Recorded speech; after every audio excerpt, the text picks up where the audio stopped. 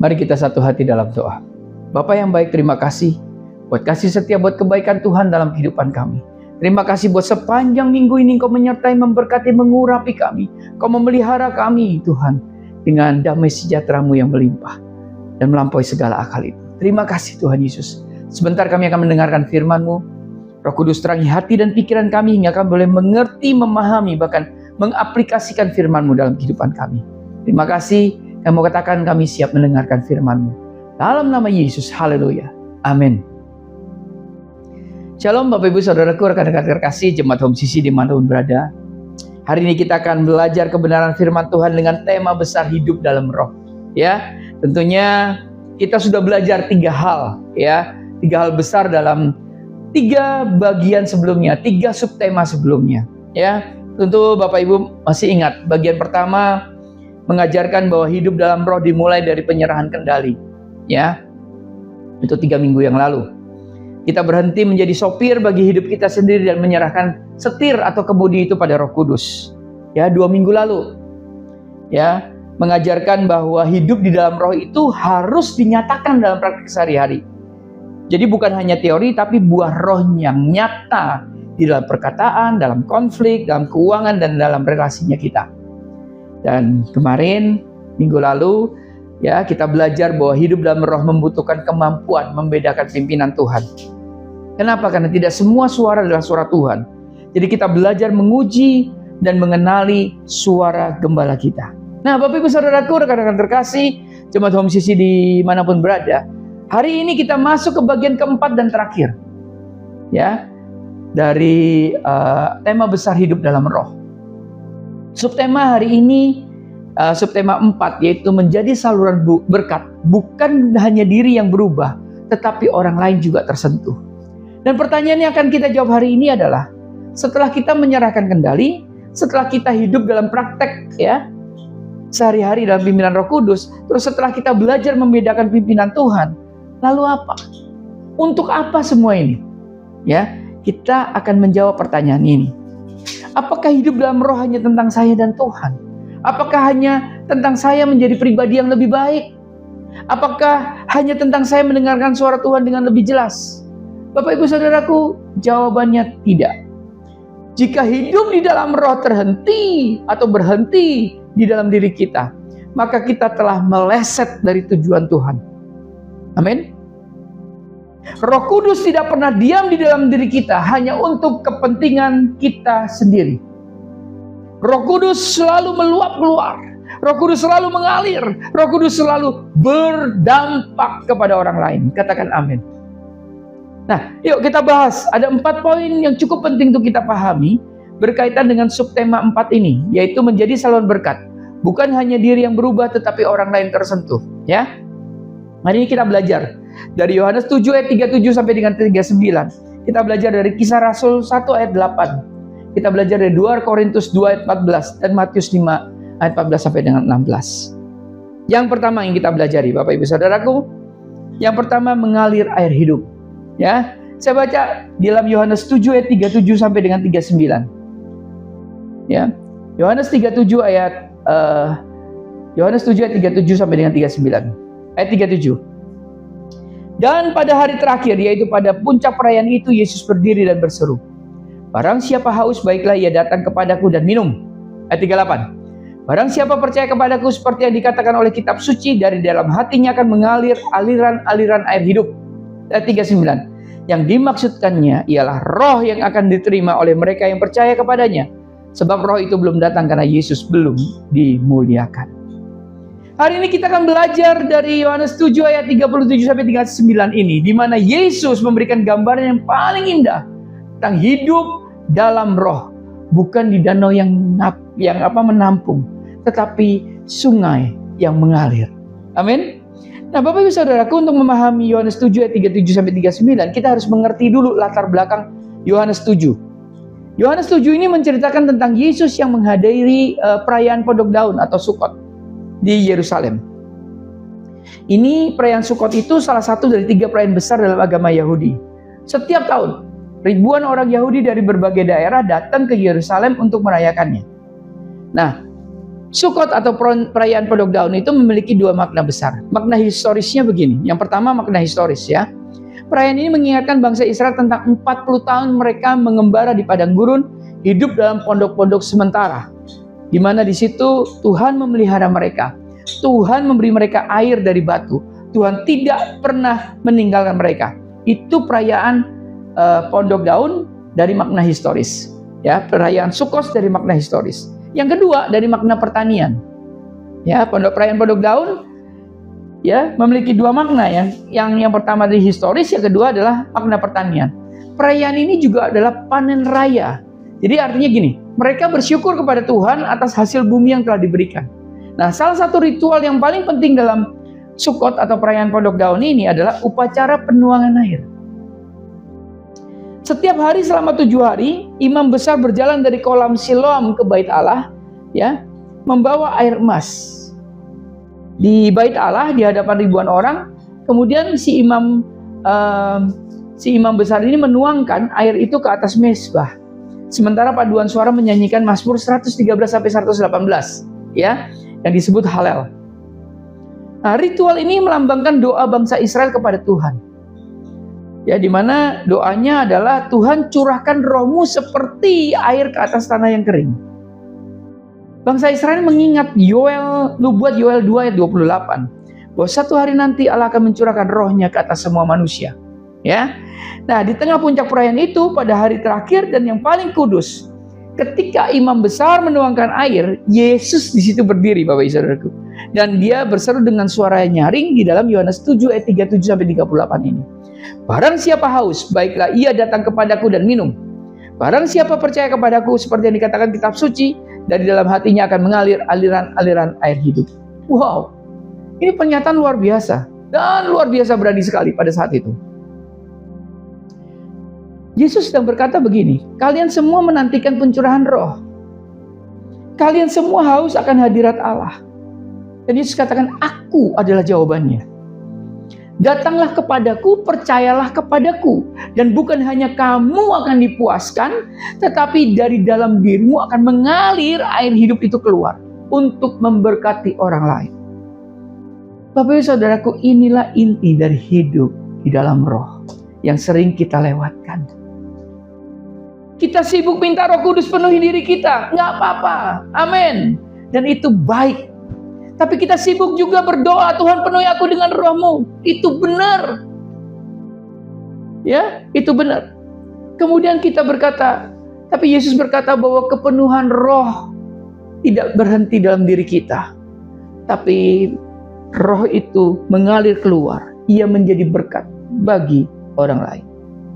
Jika kita hanya menerima tapi tidak mengalirkan, kita seperti danau mati, Bapak Ibu Saudaraku. Ya, air masuk, nggak ada yang keluar. Airnya tetap. Apa yang terjadi? Menjadi asin dan mati. Tapi, ya, kalau kita mengalirkan apa yang kita terima, kita seperti sungai.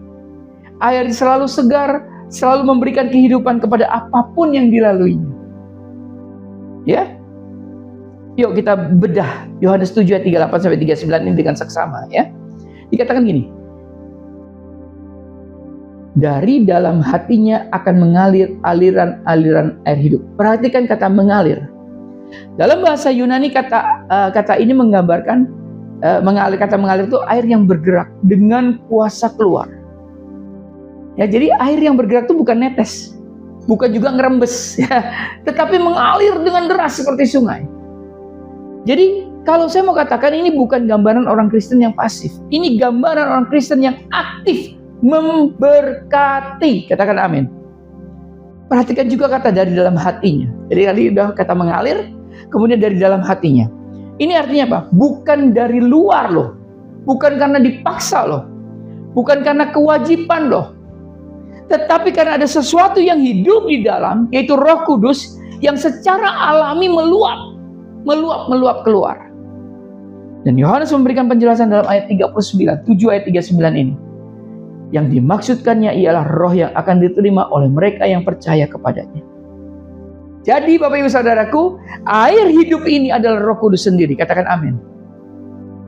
Ketika kita percaya kepada Yesus, perhatikan, ketika kita percaya kepada Yesus, Roh Kudus diam di dalam kita.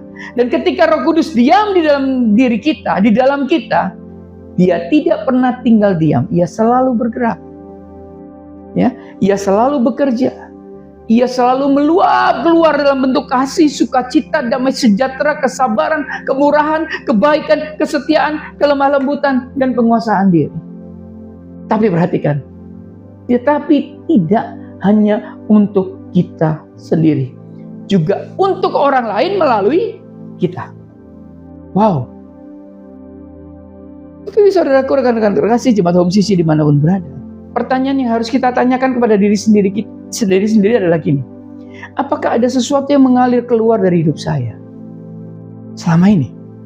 Atau saya hanya menerima dan menerima?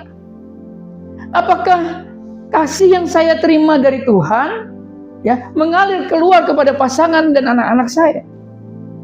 Apakah pengampunan yang saya miliki mengalir keluar kepada orang yang menyakiti saya? Apakah sukacita yang saya miliki mengalir keluar kepada orang yang sedang berkecil hati di sekitar saya? Apakah damai sejahtera yang Tuhan berikan kepada saya mengalir keluar ketika saya masuk ke ruangan yang penuh dengan konflik? Kalau tidak ada yang mengalir keluar, mungkin kita bukan sungai, tapi kita danau mati. Artinya masuk airnya, tetapi berhenti di situ.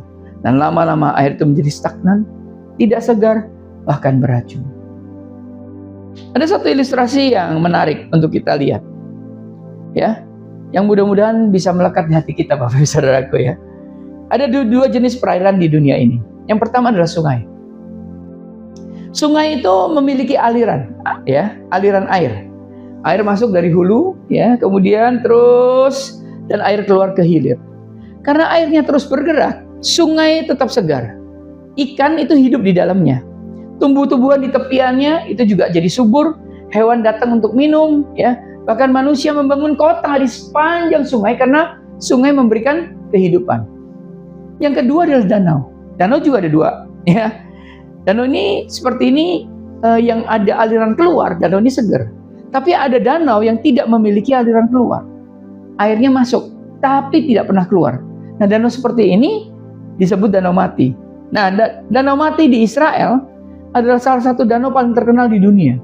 Airnya masuk dari sungai Yordan, tetapi tidak ada aliran keluar. Airnya nguap, meninggalkan garam dan mineral. Kadar garamnya sangat tinggi sehingga tidak ada ikan yang bisa hidup. Nggak ada tanaman, nggak ada kehidupan. Danau mati, namanya sendiri juga berbicara, danau mati. Secara fisik danau mati itu indah. Kenapa? Airnya biru, jernih, pemandangan spektakuler, tapi mati. Tidak ada kehidupan di dalamnya.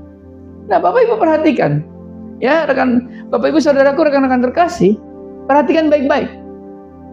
Banyak orang Kristen seperti danau mati. Mereka datang ke gereja setiap minggu, mereka dengarkan khotbah berkali-kali, Kemudian mereka menerima berkat. Mereka berdoa. Mereka menyanyi. Wow, air rohaninya terus masuk. Tapi tidak ada yang keluar. Mereka tidak memberkati pasangan mereka. Mereka tidak memberkati anak-anak mereka. Mereka tidak memberkati rekan kerja mereka. Mereka tidak memberkati tetangga mereka. Mereka tidak memberkati orang miskin. Mereka tidak memberkati musuh. Air masuk, tapi tidak pernah keluar. Dan lama-lama hati mereka menjadi asin dan pahit, Bapak Ibu Saudaraku. Mereka nggak lagi peka terhadap kebutuhan orang lain. Mereka cuma fokus pada diri sendiri. Dan di mata Tuhan, mereka yang mati. Bukan kehilangan keselamatan loh ini. Saya nggak bicara itu. Tetapi kehilangan fungsi. Jadi Bapak Ibu Saudaraku, rekan-rekan terkasih, jemaat Home Sisi dimanapun berada, jangan biarkan hidup kita menjadi danau mati. Jangan biarkan hidup kita menjadi danau mati. Tuhan panggil kita untuk menjadi sungai, menerima, mengalirkan, diberkati, memberkati. Amin. Tadi poin pertama, bagaimana menjadi saluran berkat. Bukan hanya diri yang berubah, tapi orang lain tersentuh. Poin pertama adalah mengalir air hidup. Yang kedua, ya, poin yang kedua yang kita pelajari adalah saksi sampai ke ujung bumi. Kisah Para Rasul 1 ayat 8. Kisah Para Rasul 1 ayat 8 katakan ini, kamu akan menerima kuasa kalau Roh Kudus turun ke atas kamu, dan kamu akan menjadi saksiku di Yerusalem dan di seluruh Yudea dan Samaria dan sampai ke ujung bumi. Perhatikan urutannya. Yesus tidak berkata kamu akan menerima kuasa dan kamu akan merasa hebat. Enggak. Yesus juga tidak berkata kamu akan menerima kuasa dan kamu akan kaya. Juga enggak juga. Yesus tidak berkata kamu akan menerima kuasa dan kamu akan terkenal. Yesus berkata begini, kamu akan menerima kuasa dan kamu akan menjadi saksiku. Jadi tujuan Roh Kudus adalah kesaksian, Bapak Ibu Saudaraku. Tujuan kepenuhan Roh Kudus adalah penginjilan. Tujuan hidup dalam Roh adalah memberitakan Kristus sampai ke ujung bumi. Wow, Bapak Ibu Saudaraku, rekan-rekan terkasih, jemaat Om Sisi dimanapun berada. Ini mengoreksi pemikiran kita yang sering keliru. Kita sering menganggap bahwa kuasa Roh Kudus diberikan untuk kepentingan kita, untuk kesembuhan kita, untuk keuangan kita, untuk kenyamanan kita, untuk pelayanan kita yang spektakuler. Tetapi Alkitab berkata, kuasa Roh Kudus diberikan untuk menjadikan kita saksi Kristus. Bukan saksi yang duduk, Bapak Ibu Saudaraku, bukan saksi yang duduk-duduk diam, tetapi saksi yang bergerak keluar dari Yerusalem, lingkungan terdekat, ke Yudea, wilayah sekitar, Samaria, mereka yang berbeda suku dan budaya, sampai ke ujung bumi, seluruh bangsa-bangsa. Jadi pertanyaannya untuk kita masing-masing hari ini adalah, apakah hidup saya menjadi saksi bagi pasangan saya, menjadi saksi bagi anak-anak saya di rumah? Apakah hidup saya menjadi saksi bagi rekan kerja saya di kantor? Apakah hidup saya menjadi saksi bagi teman-teman di lingkungan saya? Apakah hidup saya peduli dengan mereka yang belum mengenal Kristus? Atau apakah saya hanya menikmati kepenuhan Roh untuk diri saya sendiri, sementara dunia di sekitar saya tetap gelap dan tidak tersentuh? Bapak Ibu Saudaraku, Roh Kudus, perhatikan, Roh Kudus tidak pernah memenuhi seseorang untuk membuatnya mementingkan diri sendiri. Roh Kudus memenuhi seseorang untuk membuatnya menjadi berkat bagi orang lain. Kalimat yang kasarnya begini, yang tegasnya. Kalau hidupmu dipenuhi oleh Roh, hidup di dalam Roh, maka kamu akan memberitakan Kristus. Kalau ada orang yang mengaku hidup di dalam Roh, tapi dia tidak pernah bersaksi tentang Kristus, dia tidak pernah hidup di dalam Roh. Katakan amin. Saya mesti tegas Bapak Ibu Saudaraku untuk hal ini. Jadi kalau ada orang bicara Tuhan bicara seperti ini kepada saya, Tuhan bicara dalam hati saya, Tuhan bicara dan sebagainya. Tapi kalau hidupnya tidak pernah menjadi saksi Kristus, patut dipertanyakan, hidup dalam Roh siapa? Amin. Poin yang ketiga, ya, dimana poin yang pertama tadi kita sudah pelajari ya Bapak Ibu Saudaraku. Kita sudah pelajari di poin yang pertama tadi, mengalir air hidup. Jadi ada 4 poin menjadi saluran berkat, bukan hanya diri yang berubah tapi orang lain tersentuh. 1, mengalir air hidup. Yang kedua tadi kita bicara bahwa saksi, jadi saksi sampai ke ujung bumi. Yang ketiga, keharuman Kristus. Kita buka dalam 2 Korintus 2 ayat 14. Ayat pendukung kedua, 2 Korintus 2 ayat 14. Tetapi syukur kepada Allah yang dalam Kristus selalu membawa kami dalam kemenangannya. Dengan perantaraan kami ia menyebarkan keharuman pengenalan akan Dia di mana-mana. Wow. Paulus menggunakan gambaran yang indah di sini, keharuman. Nah, Bapak Ibu Saudaraku, di zaman Romawi, ketika seorang jenderal pulang dari perang dalam kemenangan besar gitu ya, ia akan mengadakan parade kemenangan. Di parade itu tentara-tentara membawa dupa yang membakar, ya. Dupa menyebarkan keharuman, aroma di seluruh kota. Aroma itu memberitahu semua orang bahwa kemenangan telah datang. Nah, Paulus berkata begini, kalau bahwa kita orang percaya adalah keharuman Kristus di mana-mana. Dimanapun kita berada, kita menyambarkan aroma pengenalan akan Allah. Perhatikan, di mana-mana. Bukan hanya di gereja, bukan hanya di retret rohani, Bapak Saudaraku. Bukan hanya di kebaktian doa, tetapi di mana-mana. Di mana tuh? Di mana-mana. Di pasar, di kantor, di sekolah, di rumah, di jalan. Nah, pertanyaannya sekarang, aroma apa yang kita sebarkan? Apakah aroma kasih Kristus? Apakah aroma pengampunan? Apakah aroma sukacita? Apakah aroma damai sejahtera? Atau sebaliknya, apakah kita justru menyebarkan aroma amarah, aroma kepahitan, aroma gosip, aroma kesombongan, aroma kekhawatiran, aroma ketidakpuasan? Bapak Ibu Saudaraku, rekan-rekan terkasih, Jemaat Home Sisi dimanapun berada, orang-orang di sekitar kita bisa mencium siapa yang memimpin hidup kita. Amin. Mereka bisa merasakan apakah kita dipimpin roh atau dipimpin daging. Bukan cuma dari kata-kata kita, tapi dari aroma yang kita sebarkan setiap hari. Seorang ibu yang penuh dengan roh akan menyebarkan aroma damai di rumahnya, saudaraku. Seorang karyawan yang penuh dengan roh akan menyebarkan aroma integritas di kantornya. Seorang tetangga yang penuh roh akan menyebarkan aroma kebaikan di lingkungannya.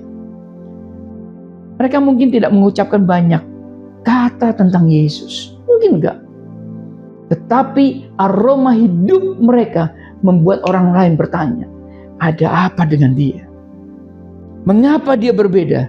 Dan ketika mereka bertanya, itulah kesempatan kita untuk memberitahu tentang Kristus. Dan itulah kesaksian sejati. Amin. Yang keempat, terang yang tidak boleh tersembunyi. Matius 5 ayat 14 sampai dengan 16. Matius 5 ayat 14 sampai dengan 16. Kamu adalah terang dunia. Kota yang terletak di atas gunung tidak mungkin tersembunyi. Demikianlah hendaknya terangmu bercahaya depan orang, supaya mereka melihat perbuatanmu yang baik dan memuliakan Bapamu yang di surga. Nah, Yesus memberikan gambaran yang sangat kuat. Dia katakan gini, kamu adalah terang dunia. Perhatikan, Yesus tidak berkata gini, kamu harus jadi terang ya. Enggak. Dia berkata, kamu adalah terang.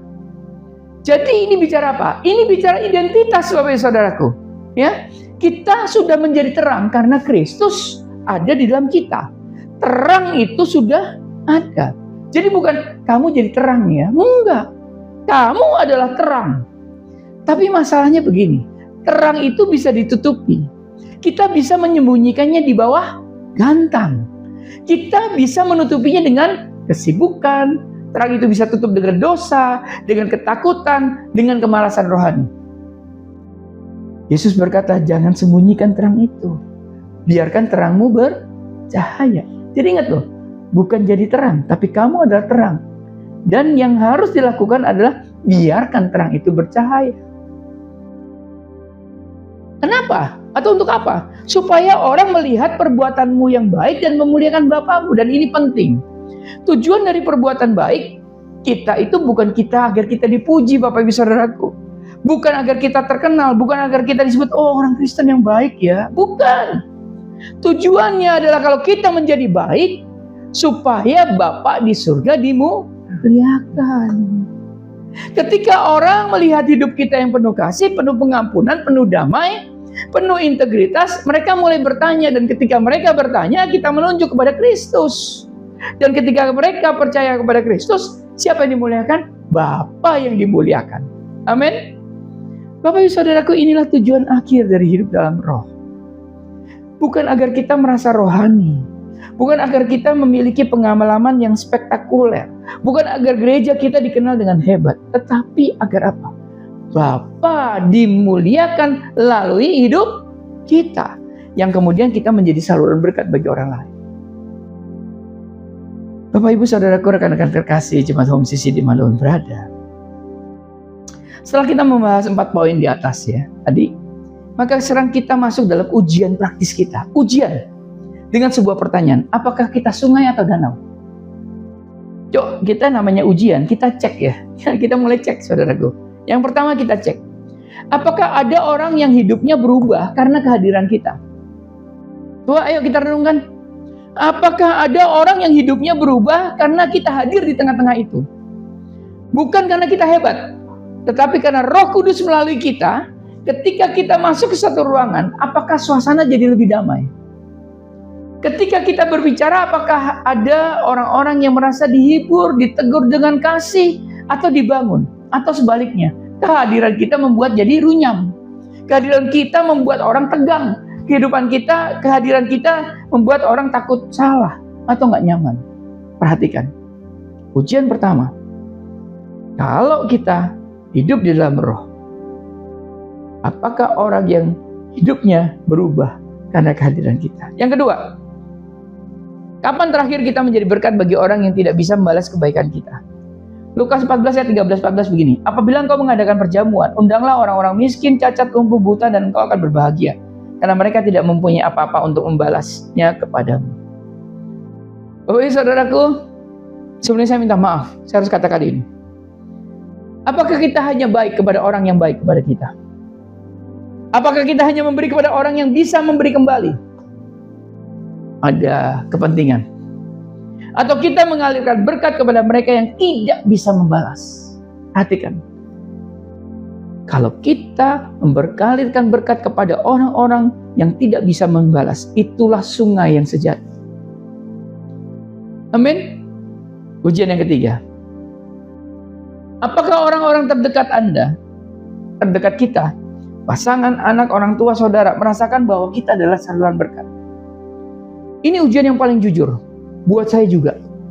Kenapa? Seringkali kita di luar kita itu luar biasa di gereja, Bapak Ibu Saudaraku. Kita luar biasa di mimbar. Kita luar biasa di podium. Kita luar biasa di pelayanan. Tapi di rumah kita kering, kita dingin, bahkan menyakitkan. Kalau kita sungai, maka yang paling dekat dengan kita seharusnya yang paling seger. Betul nggak? Bukan yang paling kering. Kalau di sekitar kita yang paling kering, kalau di sekitar kita yang tidak merasakan bahwa ada kehadiran Tuhan, bahwa kita menjadi saluran berkat buat orang-orang yang ada di sekitar kita yang paling dekat dengan kita, maka kita bukanlah sungai, kita adalah danau yang mati. Ujian yang keempat, apakah kita peduli dengan jiwa-jiwa yang belum mengenal Kristus? Apakah ada orang yang kita doakan secara teratur untuk keselamatannya? Apakah kita pernah berbicara tentang iman kita kepada orang lain dalam 6 bulan terakhir aja? Atau kita saja sibuk dengan kegiatan gereja, terus lupa bahwa di luar sana ada banyak orang yang haus akan air hidup? Jika jawaban kita untuk pertanyaan-pertanyaan ini membuat kita tidak nyaman, itu tanda bahwa Roh Kudus sedang berbicara. Jangan matikan suara Roh Kudus. Biarkan ketidaknyamanan itu membawa kita kepada pertobatan dan perubahan. Bapak Ibu Saudaraku, rekan-rekan terkasih, Jemaat Home CG dimanapun berada. Kita perhatikan, kenapa banyak orang Kristen berhenti menjadi sungai dan kemudian berubah menjadi danau. Karena ada beberapa rintangan, Bapak Ibu Saudaraku. Rintangan pertama itu egoisme. Kita terlalu sibuk dengan hidup kita sendiri, masalah kita sendiri, target kita sendiri, ambisi kita sendiri. Kita nggak punya waktu, kita nggak punya tenaga, kita nggak punya perhatian untuk orang lain.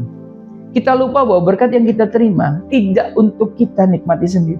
Egoisme itu rintangan pertama. Yang kedua, luka yang belum sembuh. Kenapa kita nggak bisa jadi saluran berkat? Karena luka kita nggak sembuh. Orang yang terluka cenderung menarik diri. Mereka bangun tembok. Ya, mereka takut apa? Mereka takut terluka lagi. Akibatnya mereka nggak bisa mengalirkan berkat karena mereka sendiri sedang berusaha bertahan, Bapak Ibu Saudara.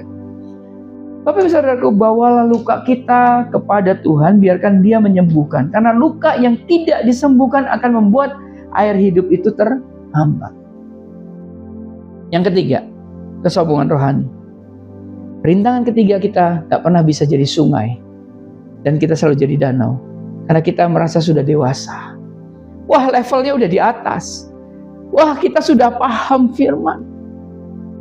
Kita mulai merendahkan orang lain yang belum sepadan dengan kita, sepandai kita, ya, belum sehebat kita. Nah, kesombongan membuat air hidup berhenti mengalir. Karena kesombongan membuat kita hanya fokus pada diri kita sendiri. Yang keempat, rintangan keempat, takut akan manusia. Sekarang pertanyaannya, kenapa kita takut memberikan kesaksian? Karena kita takut diolok. Karena kita takut ditolak. Takut dianggap sok suci. Akibatnya kita diam. Kita menyembunyikan terang di bawah gantang. Padahal Yesus sudah berkata, jangan takut. Terang itu harus bercahaya. Karena kamu adalah terang. Terang itu harus bercahaya. Rintangan kelima, tidak pernah sungguh-sungguh menerima. Inilah yang paling dasar. Kita tidak bisa memberi apa yang tidak kita miliki. Jika kita sendiri belum sungguh-sungguh menerima kasih karunia, pengampunan, kepenuhan roh. Bagaimana kita bisa mengalirkan kepada orang lain? Jadi kalau kita mau seperti keran, kalau kita mau jadi seperti sungai, ya, maka kita harus terhubung dengan sumber air itu.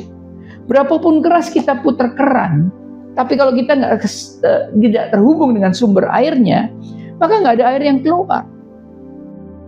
Nah, Bapak Ibu Saudaraku, tadi ada lima rintangan tuh ya. Egoisme, luka yang belum sembuh, kesombongan rohani, takut akan manusia, tidak pernah sungguh-sungguh menerima.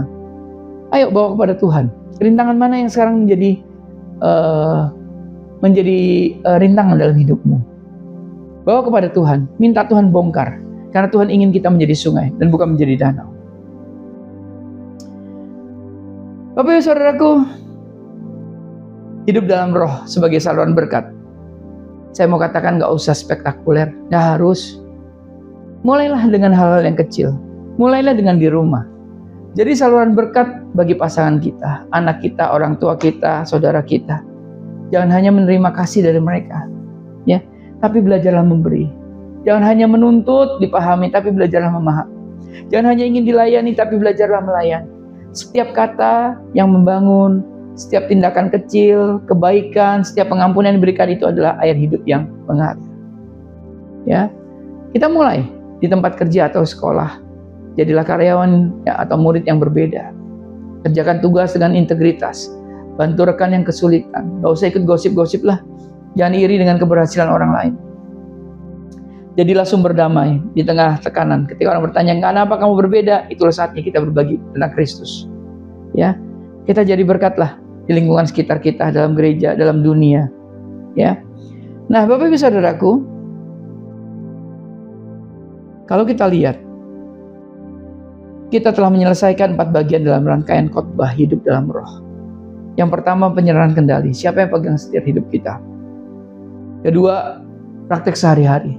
Roh Kudus harus terlihat dalam cara hidup kita. Yang ketiga, minggu lalu, membedakan pimpinan. Jangan keliru dengar suara Tuhan. Dan yang hari ini, saluran berkat. Bukan hanya diri yang berubah, tapi orang lain tersentuh. Bapak Ibu Saudaraku, rekan-rekan terkasih, Jemaat Home Sisi dimanapun berada. 4 bagian ini nggak bisa dipisahkan. Kenapa? Karena ini satu kesatuan. Hidup dalam roh harus dimulai dengan penyerahan kendali. Dinyatakan dalam praktek. Dijaga dengan kemampuan membedakan pimpinan Tuhan. Dan tujuannya jelas, untuk menjadi saluran berkat bagi orang lain. Inilah kehidupan Kristen yang sejati. Bukan hanya pengalaman, bukan hanya pengetahuan, bukan hanya aktivitas, tapi sebuah kehidupan di mana Roh Kudus memimpin, membentuk, mengalir keluar melalui kita untuk kemuliaan Allah dan keselamatan jiwa-jiwa. Amin. Bapak Ibu Saudaraku, rekan-rekan terkasih Jemaat Home Sisi dimanapun berada, mari kita berkomitmen hari ini untuk tidak hanya mengalami Roh Kudus, tapi hidup di dalam Roh Kudus. Setiap hari sepenuhnya sampai Tuhan panggil kita, sampai garis akhir. Dan ketika kita berdiri di hadapan Tuhan kelak, saya berharap kita semua mendengar Tuhan berkata kepada kita, baik sekali hambaku yang setia. Kamu telah menjadi sungai yang mengalir.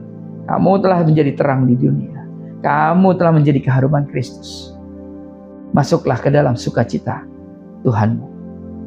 Amin. Tuhan Yesus memberkati. Mari kita berdoa. Bapa yang baik, kami bersyukur untuk seluruh rangkaian firman yang telah Engkau berikan kepada kami. Engkau tidak membiarkan kami tinggal dalam pengertian dangkal tentang Roh Kudus. Engkau memanggil kami lebih dalam. Ampuni kami Tuhan, karena selama ini kami sering menjadi danau dan bukan sungai. Kami menerima berkat-Mu tapi tidak mengalirkannya. Kami menikmati hadirat-Mu tapi orang lain tidak merasakannya melalui kami. Kami sibuk dengan pertumbuhan kami sendiri, tapi lupa bahwa Engkau memanggil kami untuk menjadi saksi. Hari ini Tuhan, kami mau berubah. Kami mau menjadi sungai yang mengalir di rumah, di tempat kerja, di lingkungan, di gereja, di dunia. Biar air yang mengalir dari dalam hati kami. Biar air hidup itu mengalir dari dalam hati kami. Buat kami menjadi keharuman Kristus dimanapun kami berada. Buat kami menjadi terang yang tidak tersembunyi. Buat kami menjadi saksi-Mu mulai dari yang terdekat sampai yang terjauh. Kami tidak bisa melakukannya dengan kekuatan kami sendiri. Kami membutuhkan Engkau Roh Kudus. Penuhi kami terus-menerus. Alirkan melalui kami. Pakai hidup kami untuk kemuliaan nama-Mu. Sampai kami bertemu dengan-Mu di garis akhir. Dalam nama Yesus, kami berdoa dan mengucap syukur. Dalam nama Yesus, yang adalah sumber air hidup kami. Haleluya. Amin. Karena itu saudara-saudaraku jemaat Kristus yang dikasihi Tuhan, angkatlah kedua tanganmu dan terimalah berkat. Mari aminkan setiap perkataan berkat yang kita percaya bahwa kita menerimanya. Tuhan memberkati engkau dan melindungi engkau. Tuhan menyinari engkau dengan wajah-Nya dan memberi engkau kasih karunia. Tuhan menghadapkan wajah-Nya kepadamu dan memberi engkau damai sejahtera. Kiranya kasih dan penyertaan Bapa di surga dan damai sejahtera dari Tuhan Yesus Kristus serta penghiburan dari Roh Kudus terus menyertai kita sampai Maranatha Tuhan Yesus datang kembali. Kita yang percaya dan menerima berkat Tuhan, mari kita sama-sama katakan amin. Selamat hari Minggu, selamat berkumpul bersama dengan keluarga. Terus cintai Tuhan, berhenti menghakimi dan selalu jadi berkat. Tuhan Yesus memberkati.